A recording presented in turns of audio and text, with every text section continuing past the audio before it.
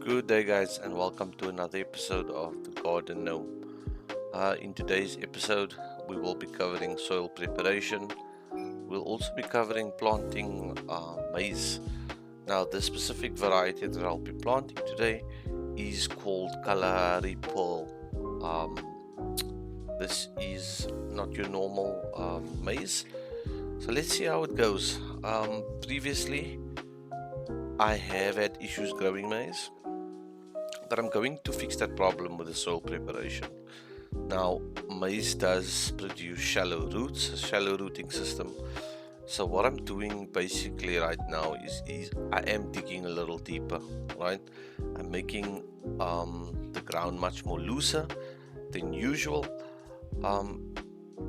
So what happens is that usually because of the watering, the day-to-day watering, the soil does become compact, right? Now that does make it difficult for the roots. What I also did previously is that when I planted the specific variety of maize, I dug a trench. I did lines, right? And that also resulted in a low harvest or yield. So what you see, or what I'm doing right now, is I am creating individual holes, right? This is going to increase the chances of survival. This will also ensure that obviously we're able to germinate a higher success, right? Now, in the specific patch that you're looking at, you will notice that I've got some mixed lettuce on your right growing. I've got tomatoes growing. There's so much things coming out on the right, and this is all because under the one table where I sort out my seeds, there was compost, and it seems that that compost that I used, seeds fell through the table, and I just ended up with a whole mixed batch of things. So as you can see, I am adding individual kernels or maize seeds into the holes. There are one or two holes that I added two in, and this is all just an experiment. I want to see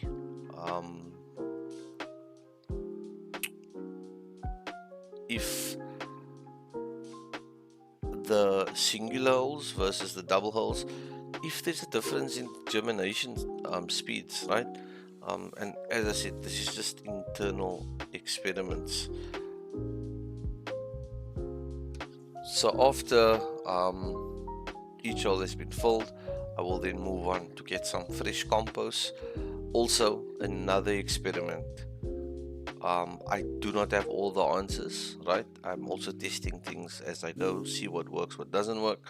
And from what I've read up is that adding that fresh layer of compost initially actually helps the future plant from growing better. So that nutrients of the everyday watering will seep down into the soil, and that will assist us with the growth of our plant.